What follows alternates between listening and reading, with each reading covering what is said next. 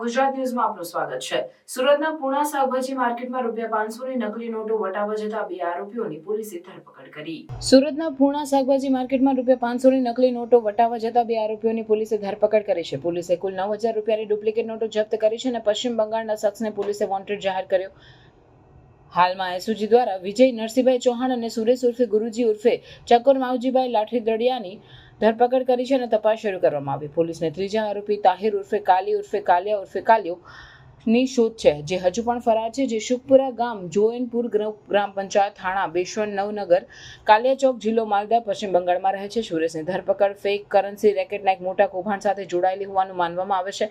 NIA દ્વારા તેની પણ 3 કેસ દાખલ કરાયા છે, છતાં તે હાઈ ક્વોલિટી નકલી ચલણનો ગોરખ ધંધો ચાલુ રાખતો હતો। આરોપીઓ નકલી નોટો છાપીને ભારતીય બજારમાં ચલાવવા માટે ખાસ ગેંગ બનાવી હતી। તેઓ પહેલા લોકો પાસેથી સાચી ચલણની નોટો સ્વીકારી લેતા અને પછી વટાવી દેવા માટે નકલી નોટો આપી દેતા હતા। આ કાવતરું પૂર્વ આયોજિત અને ભારતીય અર્થતંત્રને ખોખલું કરવા માટે રચાયેલું હોવાનું પોલીસની પ્રાથમિક તપાસમાં સામે આવ્યું છે। હાલ આગળની કાર્યવાહી ચાલુ છે।